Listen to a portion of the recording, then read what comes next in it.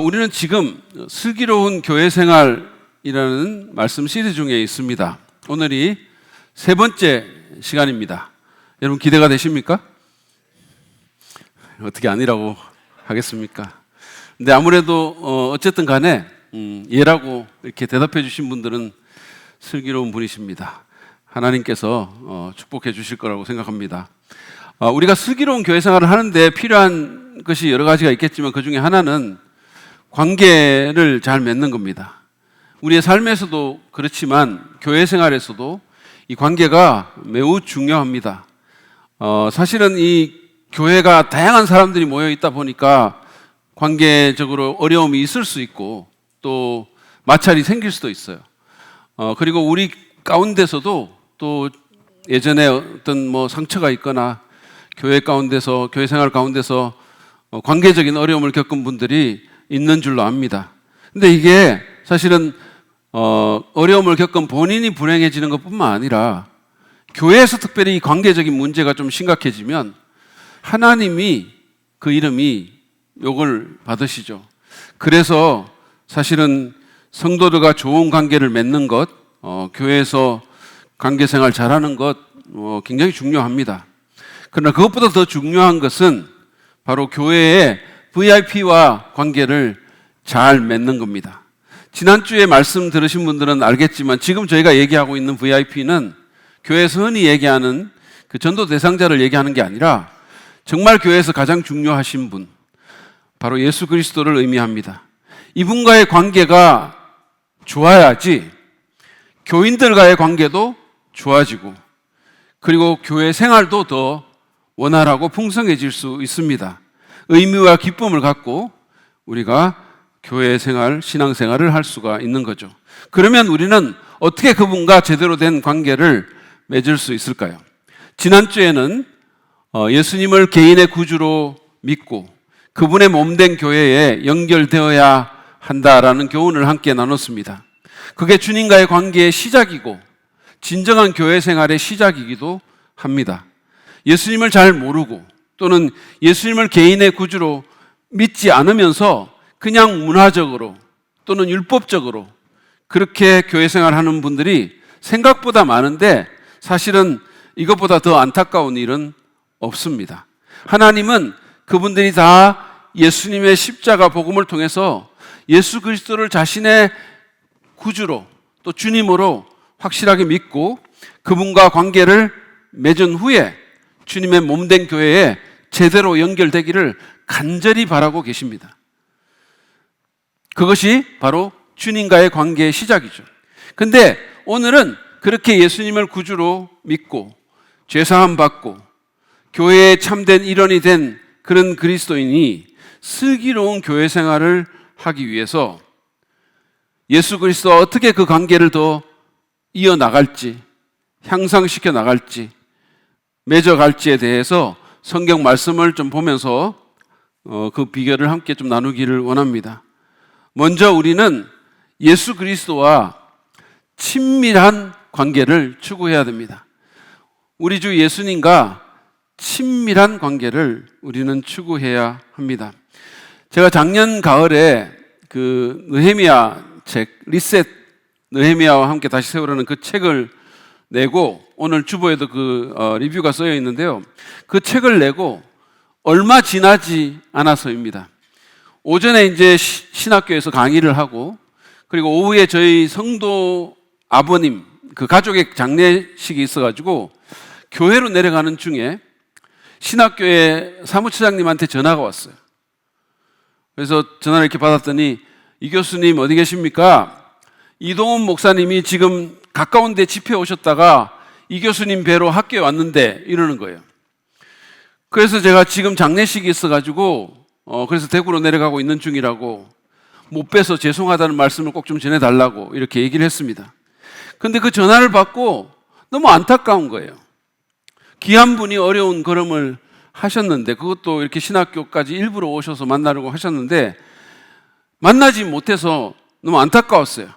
만약에 다른 날에 그분이 오셨다면 그분에게 따끈따끈한 리셋 책을 한 권 드리고 그분의 손에 들려드린 후에 엄지척을 하고 같이 사진을 찍어가지고 그 인증샷을 SNS에 올렸으면 홍보 효과가 상당했을 텐데, 한 30건은 팔았을 텐데, 너무 안타깝다는 생각이 들었습니다. 근데 사실은 그것보다 더 안타까웠던 것은 그분과 개인적으로 교제를 하면서 좀 더 친해질 수 있는 기회를 놓친 것이었죠. 이동원 목사님은 한국 그리스도인들에게는 굉장히 많이 알려진 분이시지만, 제가 미국의 신학생 시절부터 만났던 분이고, 사실은 개인적으로 대화도 나누고 또 서로 아는 사이이기도 합니다.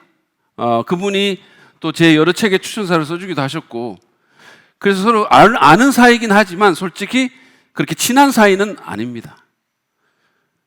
그래서 이렇게 그분과 친한 분들 있잖아요. 이재학 목사님은 되게 친하거든요. 친한 분들을 보면 좀 부러운 마음도 들기도 하고, 나도 더 친해지고 싶다라는 생각이 드는 거죠. 나도 더 친해지고 싶다. 여러분도 아마 친해지고 싶은 그런 대상이 있을 겁니다. 지금 생각해보면 난 그분하고 좀 친해지고 싶어, 이런 생각이 아마 있을 거예요. 그런데 그 누구보다 더 친해져야 하는 분은 바로 예수 그리스도이십니다. 왜냐하면 그분만큼 중요하고, 그분만큼 매력적이고, 그분만큼 우리의 삶에 직접적이고 중요한 영향을 미치는 분은 없기 때문입니다. 놀라운 사실은 예수님께서 우리와의 친밀한 관계가 되기를 너무도 원하고 계신다는 겁니다. 우리가 원하기 전에 그분이 더 원하신다는 거예요. 계시록 3장 20절에 기록된 예수님의 말씀, 우리가 조금 전에 읽었는데, 이 스크린을 보시면서 우리 다 같이 한번 표준 세번역인데 같이 한번 읽도록 하겠습니다. 시작. 보아라, 내가 문 밖에 서서 문을 두드리고 있다. 누구든지 내 음성을 듣고 문을 열면 나는 그에게로 들어가서 그와 함께 먹고 그는 나와 함께 먹을 것이다. 이 구절은 우리가 전도 상담할 때 비그리스도인들에게 종종 사용하는 구절입니다. 물론 예수님은 예수 믿지 않는 비그리스도인들의 마음 문을 두드리고 계십니다. 관계 맺기를 원하고 계세요. 그런데 지금 예수님이 말씀하시는 1차적인 대상은 비그리스도인들이 아니라 예수 믿는 사람들, 라오디게아 교회의 성도들입니다. 예수님은 지금 그 교회 바깥에, 그 성도들의 삶의 바깥에 계십니다. 교회가, 예수 믿는 사람들이 예수님을 문 밖에 내쫓은 것입니다. 그래서 예수님이 그 문 밖에 서서 두드리고 계시는 거예요. 기가 막히는 상황이죠. 예수님이 지금 무엇을 요청하고 계십니까? 문을 열어달라고. 그러면 내가 들어가서 그와 함께 식사할 것이라고 그렇게 말씀하시는 거죠. 여러분, 고대 사회에서 함께 식사를 나누는 것은 지금보다 훨씬 더 깊고 풍성한 의미가 있습니다. 관계적인 의미를 지니고 있는 거예요. 가끔씩 이렇게 식당에서 보면 정말 말 한마디도 안 하고 그냥 먹기만 하는 사람들이 있어요. 또 우리 한국 사람들은 누구보다 빨리 밥을 먹는다고 하죠. 그러니까 먹는데 굉장히 집중해서 한마디도 안 하고 막 먹는 분들이 있습니다. 이거는 사실은 결혼 10년 차가 지난 그 부부들에게 이렇게 흔히 나타나는 증상이기도 하죠. 그래서 저 미사리의 레스토랑 주인들은 불륜과 부부를 이걸로 판단한다고 하잖아요. 말이 많으면 불륜이고, 말 한마디 안 하고 그냥 밥만 먹으면 부부다, 이런 안타깝고 슬픈 얘기가 있습니다. 그런데 고대 사회의 식사는 정말 그냥 밥만 먹는 것에 그치지 않았습니다. 그것은 깊고 친밀한 교제를 의미하는 거예요. 식탁에 같이 앉는다라는 것은 친밀한 관계가 된다라는 뜻입니다. 예수님은 우리와 더 친밀한 관계가 되기 위해서 우리의 문을 두들기면서 거의 액을 하고 계시는 거예요. 많은 성도들이 예의를 지켜서 예수님을 대합니다. 그렇지만 친밀함을 추구하지는 않는 것 같아요. 예수님이니까 예의를 지켜서 이렇게 대하고, 예수님 그러면서 얘기하고, 또 교회 의자에 앉아서 예의 지켜서 예배 드리는데 그분과 친해지려고 하지 않는다는 말씀이에요. 제게 사이가 하나 있는데 나이가 참 어린 사이예요. 나이도 어린 사이지만 그래도 참 예의가 바르고 너무 착해요. 참 예의를 되게 참 지키는데 근데 솔직히 우리가 친하지는 않습니다. 아직까지는. 사실 우리는 많이 어색해요. 많이 어색합니다. 가끔씩 이렇게 거실에 있다가 이 여자들이 빠질 때가 있잖아요. 뭐 나간다거나 뭐 사러 가거나 하면 둘이만 거실에 있는데 서로 어쩔 줄을 몰라 하는 거예요. 저는 계속 막 문 쪽 보면서 빨리 안 들어오나, 빨리 들어왔으면 좋겠다 그러고 막 이 바늘방석 같은 느낌. 아마 저희 사이도 아마 간절히 주님께 기도할 것 같아요. 하나님, 이 장인가의 이 자리에서 저를 구원해 주옵소서. 빨리 오게 하옵소서. 근데 예수님에 대해서도 우리가 그럴 수 있다는 말씀입니다. 예의는 지키는데 친하지가 않은 거죠. 뭔가 어색하고 불편하고. 예수님은 우리가 예의를 지키는 그런 수준을 넘어서 우리와 친해지기를 원하십니다. 여러분, 우리가 어떤 사람과 친밀한 관계가 되면 어떤 현상이 나타나죠? 거리감이 줄어듭니다. 그 자리가 편해져요. 의무로 앉아 있는 게 아니라 거기 같이 있고 싶어요. 그리고 자주 연락하게 되고 솔직해지고 뭐 별로 숨기는 것도 없고 말도 편하게 하게 되는 겁니다. 그리고 친한 사람과는 대화할 것이 많아지죠. 어색한 사람들하고는 말할 게 없어요. 막 억지로 생각해내야 되고 그래요. 근데 친한 사람과는 말할 것이 자연스럽게 많아지죠. 그리고 뭐 내 못난 모습 그런 것도 좀 이렇게 그냥 보여주죠. 예수님과도 마찬가지입니다. 우리가 예수님과 친해지면 그분께 가까이 나아가고 교제하는 시간이 좋아지는 거예요. 그냥 단순한 의무가 아니라 그게 좋아지고 편해지고 솔직하게 말할 수 있게 되고, 그렇게 막 영적인 가면 쓰고 화장품 쓰고 그냥 예수님께 정답만 말하는 게 아니라 그냥 내 못난 모습도 좀 드러내고, 주님 제가 이렇습니다. 그냥 이렇게 망쳤어요. 주님, 그러면서 그냥 편하게 되는 거죠. 그렇게 마음을 표현하게 되는 겁니다. 여러분은 어떻습니까? 여러분은 예수님과 친밀하십니까? 아니면 불편하고 어색합니까?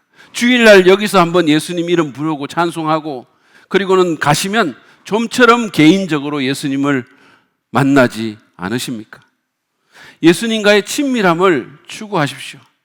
그냥 예수님 믿는 데서 그치지 말고 그분과 친해지려고 애를 쓰시기 바랍니다.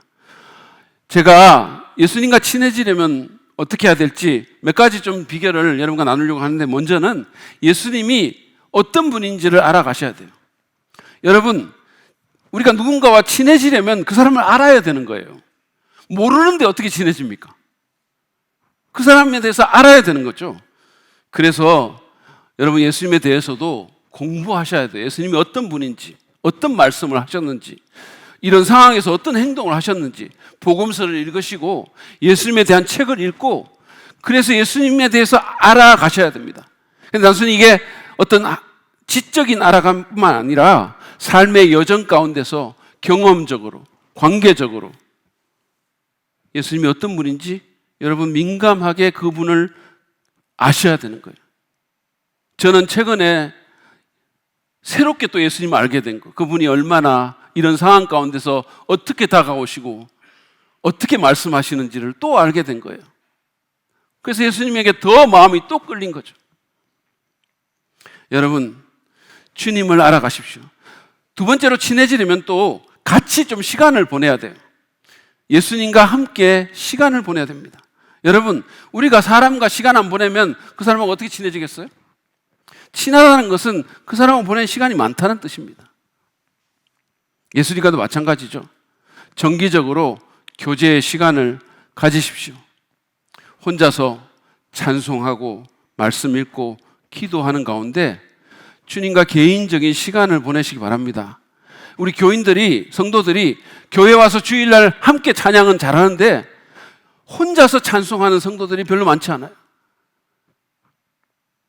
개인의 그 자리 가운데 주님과 독대하면서 혼자서 찬송하거나 혼자서 찬송을 듣고 주님과 교제하는 거 너무 중요합니다. 여러분, 예수님은 영이시기 때문에 눈에 보이진 않지만 그러나 인격체이시기 때문에 우리가 앉는 자리에 거기 계시고 거기 말씀하시는 거예요.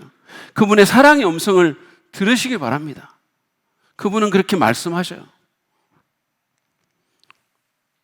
뿐만 아니라 우리는 주님에 대한 사랑을 고백하고 또 표현해야 합니다.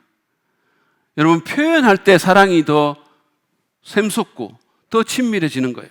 개인적으로나 공동체적으로나 예배하는 가운데 여러분 좀 표현하세요. 찬송의 가사를 음미하면서 거기에 내 마음을 실어서 주님 사랑합니다라고 고백하고 몸으로도 표현하고 손들고 정말 주님께 물질도 드리면서 내 마음을 표현해 보세요. 여러분, 오래된 부부가 왜 더 이상 친해지지 않는지 아세요? 표현을 안 하는 거예요. 표현을. 아니, 데이트할 때는, 신혼 때는 표현을 많이 하거든요. 근데 이게 세월이 가면서 표현을 안 하는 겁니다. 그래서 그냥 이게 더 이상 친밀해지지 않는 거예요. 뭐 어쩌다가 좀 표현하려고 하면 깜짝 놀래가지고, 아니 가족끼리 왜 이래? 뭐 이러고 막 어색해하고. 실제로 제가 미국에 있을 때 어떤 집사님이 제자 훈련 받다가 부인한테 사랑을 표현해라는 과제를 받아가지고 부인한테 여보 사랑해 이러니까 아니 이 양반이 미쳤나? 이러다는 거예요. 가족끼리 표현하십시오. 마지막으로 친해지려면 투명해질 필요가 있어요. 그 말은 숨기지 말고 위선하지 말고 꾸미지도 말고 솔직하게 내 모습을 드러내는 것입니다. 여러분, 우리가 사람과도 마찬가지예요. 뭔가 이렇게 감춰진 안건이 있는 것 같은 사람 있잖아요. 뭔가 이렇게 좀 숨기는 것 같고 솔직하지 않은 것 같고 뭔가 이렇게 거리를 이렇게 딱 두고 이런 사람하고는 친해지기 힘들어요. 그래서 서로 솔직해질 때 친밀해집니다. 서로 투명해질 때 좀 부족한 것도 그냥 보여주고 좀 연약한 것도 그냥 이렇게 보여주면서 좀 어설픈 모습도 보여주고 그렇게 솔직하게 대화할 때 그리고 좀 잘못했다고 말할 건 말하고 이럴 때 우리가 더 친밀해지잖아요. 예수님과도 그렇게 해야 됩니다. 주님 어차피 다 아세요. 우리가 뭐 감추고 정답 말하고 화장품 바르고 영적인 가면 쓴다고 주님 모르는 거 아니잖아요. 주님은 우리가 진토인 줄 아신다 그랬어요. 흙으로 만들어진 연약한 존재고 얼마나 우리가 정말 엉망인지 아시는 거죠. 그냥 그렇게 솔직하게 보여주시는 게 주님과 더 친해지는 계기가 되는 거죠. 주님 어차피 다 아세요. 아무도 완벽한 사람 없고 다 어려운 거 있고 속에 들어가면 뭐가 있는지 주님 아시잖아요. 그냥 펼쳐버리세요. 주님 제가 이렇습니다. 주님 이런 모습 그대로 주님 앞에 나왔습니다. 주님의 보혈로 덮어주시고 받아주시고 긍휼히 여겨주시고 예쁘게 봐주세요. 그러면 주님과 친밀해지죠. 예수님과도 그렇게 해야 됩니다. 그럴 때 우리는 주님과 더 친해질 뿐만 아니라 그분의 교회와도 더 가까워지게 될 것입니다. 그러면 우리는 슬기로운 교회 생활을 할 수 있게 될 것입니다. 두 번째로 우리는 예수 그리스도에게 자원을 공급받아야 합니다. 그분과 친해질 뿐만 아니라 그분에게 공급을 받아야 돼요. 에베소서 4장 16절에 보시면 그리스도를 몸의 머리라고 이렇게 소개를 하면서 교회의 성장에 대해서 이렇게 말씀합니다. 잘 보세요. 온 몸은 머리이신 그리스도에게 속해 있으며 몸에 갖추어져 있는 각 마디를 통하여 연결되고 결합됩니다. 각 지체가 그 맡은 분량대로 활동함을 따라 몸이 자라나며 사랑 안에서 몸이 건설됩니다. 여기서 몸은 그리스도의 몸 교회를 의미합니다. 그런데 여기 보면 예수님이 머리라고 얘기를 하고 있어요. 그러니까 교회라는 그리스도의 몸의 머리가 바로 예수님이십니다. 여러분, 머리라는 용어가 뭐를 의미할까요? 제가 이 말씀을 준비하면서 이 머리의 그 기능에 대한 정보를 좀 얻기 위해 가지고 구글링을 했어요. 구글에 이제 머리의 중요성 이렇게 치고 이렇게 했더니만은 거기에 머리가 이렇게 중요합니다라는 게시물 제목이 딱 뜨는 거예요. 그래서 이거다 싶어가지고 클릭을 딱 했거든요. 그랬더니 최근 몇 개월 사이에 헤어스타일을 바꾼 연예인들의 비포 앤 애프터 사진이 쫙 나오는 거예요. 그래서 머리가 이렇게 중요하다고 이렇게 나오는 거죠. 제가 그래서 이거 제 기대와는 전혀 다르게 그게 나왔는데 사람들이 머리라고 하면 이걸 생각하는구나 이런 걸 알게 됐어요. 요즘 사람들이 머리라고 하면 이 헤어스타일이라든지 아니면 무슨 머리 크기 이런 데만 집중하는 거예요. 근데 여러분, 머리는 그냥 외모적인 중요성만 있는 게 아니지 않습니까? 우리가 보통 말할 때도 아니 머리 장식으로 달고 다니냐 뭐 이런 말, 머리는 장식이 아니잖아요.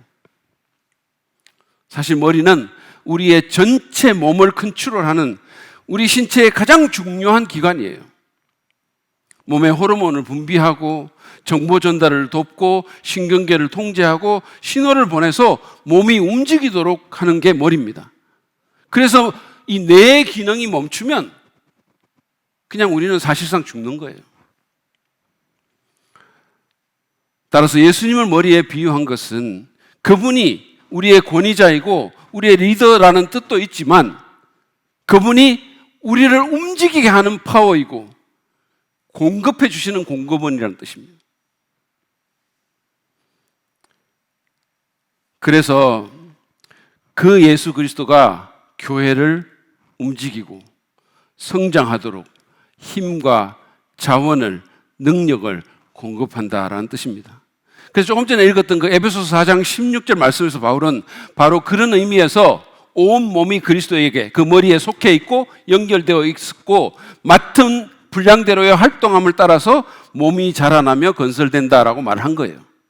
다시 말하면 우리가 머리인 그리스도에게 연결돼서 그분으로부터 공급을 받아서 그 힘으로 활동하고 그래서 성장하고 교회가 자라난다는 거예요. 우리가 건강하고 슬기롭게 교회 생활을 하려면 우리는 그리스도에게 자원을 공급받아야 합니다. 그분에게 능력과 지혜와 열정과 은혜를 공급받아야 하는 것이죠. 그러지 않으면 우리는 메말라지고 활력을 잃게 되고 제대로 기능할 수 없게 되는 것입니다. 우리가 공급을 안 받기 때문에 그냥 메말라지면 껍데기만 남는 신앙인이 되는 거예요. 미국에서 이제 같이 공부했던 제 친구가 그 차가 이게 너무 안 좋은, 사실은 요즘 유학생들은 뭐 좋은 차 타고 다닌다 그러는데 저희 때만 하더라도 정말 소위 말해서 똥차 타고 다녔어요. 정말로. 근데 이 친구 차는 연료 지시계가 이렇게 고장이 나가지고 연료 지시계가 움직이질 않는 거예요. 그러니까 차에 연료가 얼마나 있는지를 모르는 겁니다. 이 친구 워낙 꼼꼼한 친구니까 이거를 다 계산을 해가지고 연료 넣을 때다 그러면 연료를 넣고 이렇게 했었거든요. 그런데 한 번은 계산을 잘못한 거예요. 그래가지고 차가 가다가 새벽 3시에 그냥 그 자리에 서버렸어요. 완전히 연료 탱크가 고갈된 거예요. 완전히. 여러분 생각해 보세요. 그것도 하필 그게 한겨울이었고 새벽 3시에 음산한 미국 도로에서 차가 가다가 그대로 서버렸으니까 얼마나 난감했겠어요. 우리도 주님께 공급받지 않으면 연료가 떨어진 자동차처럼 될 수 있는 거예요. 껍데기만 있는 거예요. 겉으로 볼 때는 뭐 그냥 있는 것 같은데 속은 메말라 있고 은혜도 없고 감동도 없고 그렇게 되는 겁니다. 여러분은 주님께 연료를 공급받으십니까? 주님은 말씀을 통해서 지혜를 주시고 성령을 통해서 우리에게 능력을 주시려고 하는데 우리는 그런 것들을 구하지도 않고 주님이 우리에게 그런 것을 주실 기회조차 드리지 않는 거예요. 사느라고 너무 바빠가지고 내 힘으로 내 에너지로 내 일상의 삶 사느라고 너무 바빠서 주님이 내게 그런 것을 공급할 시간조차 안 주는 거죠. 주유소에 스탑하지 않는 겁니다. 그러니까 마치 연료가 떨어진 자동차 상태로 교회 생활을 하는 거예요. 나는 왜 활력이 없고 왜 능력이 없지? 그렇게 말하십니까? 나는 왜 자꾸 육신적이 되지? 왜 교회에서 무슨 일하다가 자꾸 육신이 올라오지? 의아해 하십니까? 여러분 히브리서 기자가 예수님이 우리의 연약함을 동정하시는 그런 우리의 대제사장이라고 말씀하면서 히브리서 4장 16절에서 이렇게 권면합니다. 보시죠. 그러므로 우리는 담대하게 은혜의 보좌로 나아갑시다. 그리하여 우리가 자비를 받고 은혜를 입어서 제때에 주시는 도움을 받도록 합시다. 은혜의 보좌로 나아가라고 권면하는 거예요. 잠시 주유소에 들르라고 얘기를 하는 거예요. 여러분 그렇게 하십니까? 여러분은 그분만이 주실 수 있는 자비와 은혜와 도움을 구하십니까? 그리스도에게 나가십니까? 그분에게 구하시고 그분에게 기도하십니까? 나는 공허하고 메마르고 막막해가지고 기도하고 싶다는 느낌조차 없어요. 그렇게 말할지 모릅니다. 그러나 여러분, 그럴수록 더 기도해야 합니다. 우리가 감정이나 느낌의 노예가 되지 않고 의지를 동원해서 은혜의 보좌로 나아가야 한다는 말씀입니다.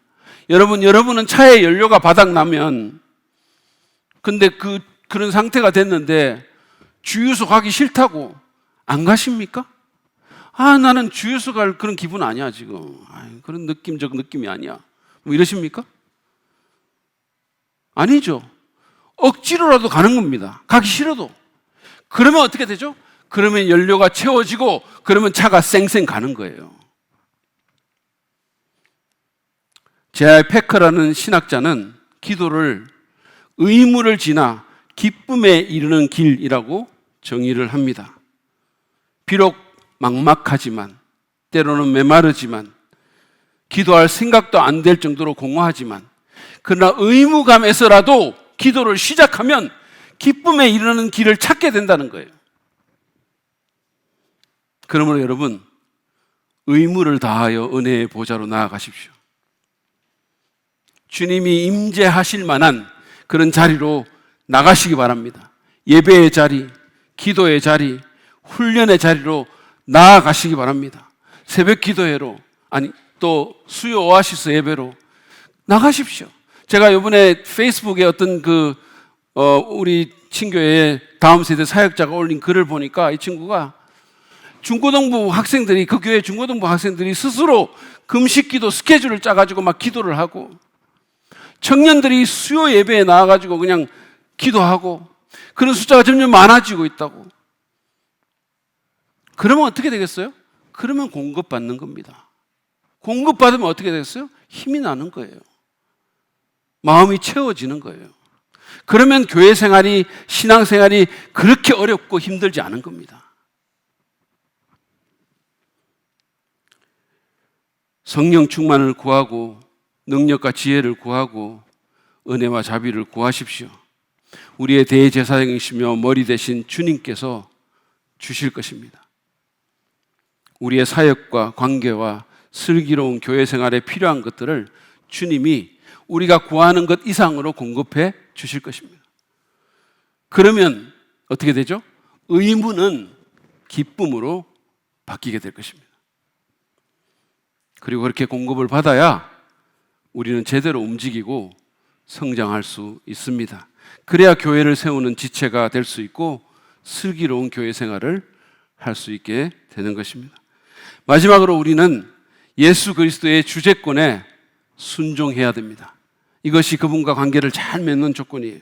예수님의 주재권에, 그분의 주인 되심에 순종해야 됩니다.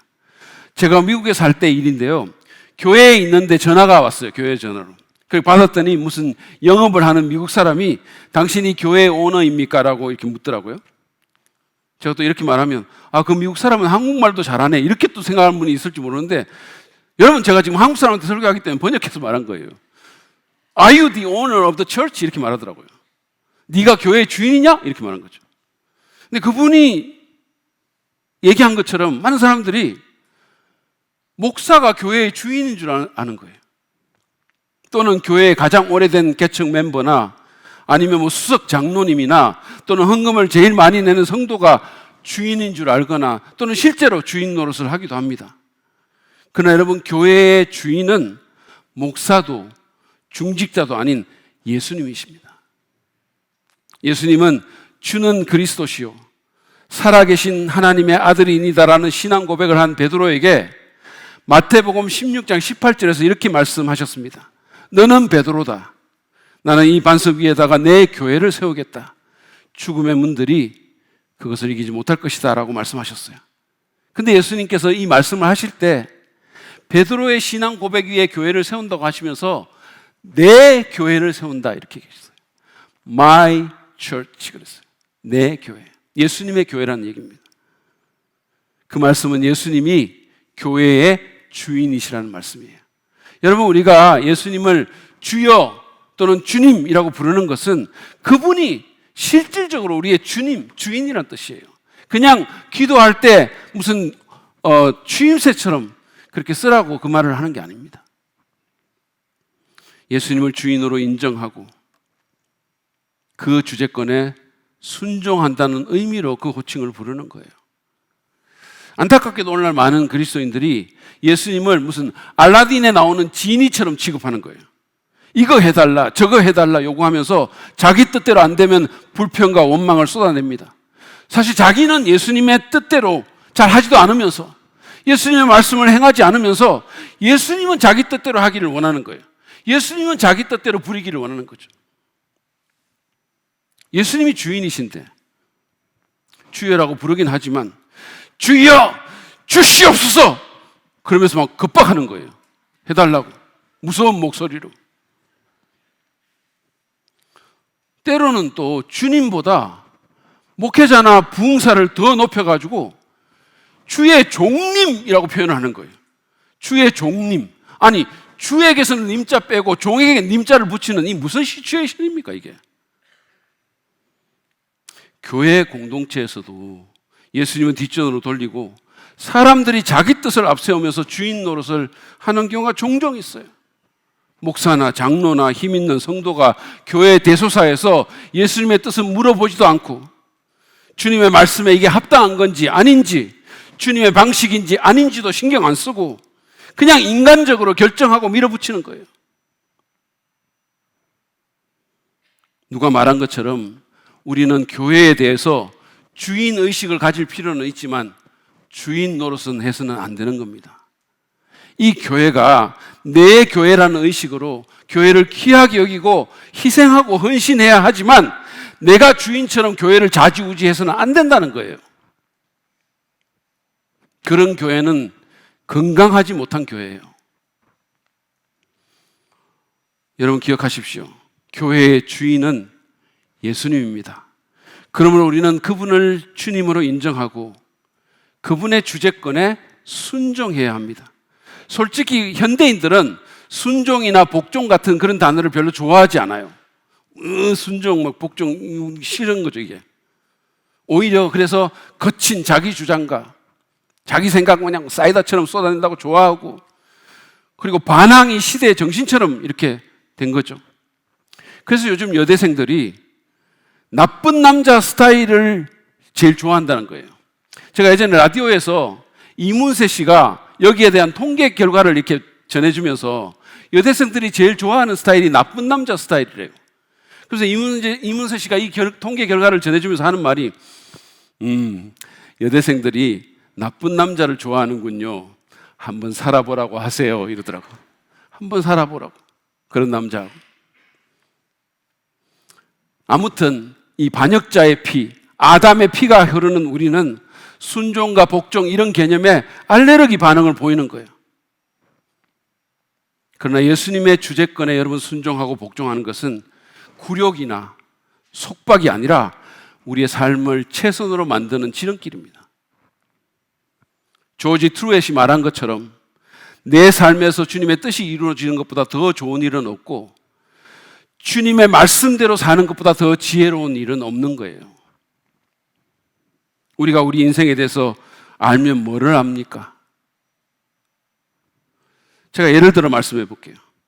여러분 우리의 가정생활에서 남편과 아내가 주의 말씀에 순종하면서 산다면 지금 많은 부부가 겪고 있는 수많은 골칫거리들이 사라지게 될 것입니다.